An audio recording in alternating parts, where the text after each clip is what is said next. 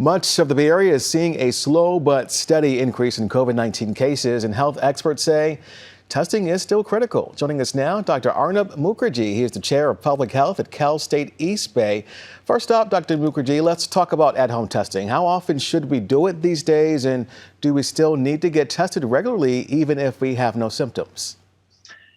So that's a very good question, and I'm glad to be here. I think testing is still very important given that we're having a number of variants that are coming out. Thankfully, none of them don't seem to be consequential for most of us. I would say on a general level, if you have symptoms, it's always worthwhile to test.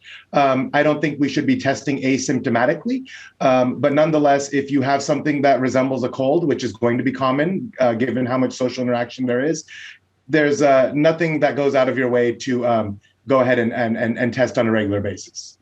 And after possible exposure or after developing symptoms, is your advice to still get tested right away?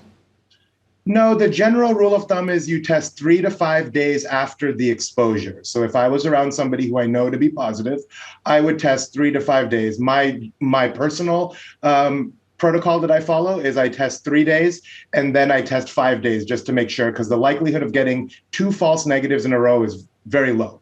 So that would be the window I would look at. If you just want to be on the safer side of caution, do another test 10 days after. And if you're negative all 3, you're probably in the clear. And when we swab our nose, right, what's the best way to make sure we get an accurate reading? So having 2 small kids, that's a very important consideration.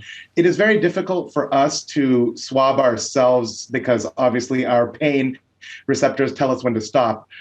You should follow the directions on your at-home testing kit. And usually that means you want to get up into the top 1/3 of your nose and make sure that you swish around for a good enough sample, which usually is 5 to 15 seconds. It is uncomfortable, so that, I think all of us that have tested, we know that to be the case, but it's very important that we get a sufficient sample to put into the solution. And we know a lot of those at-home tests go unreported. If you do take one and it does come out positive, should you contact your doctor even if you have little or no symptoms?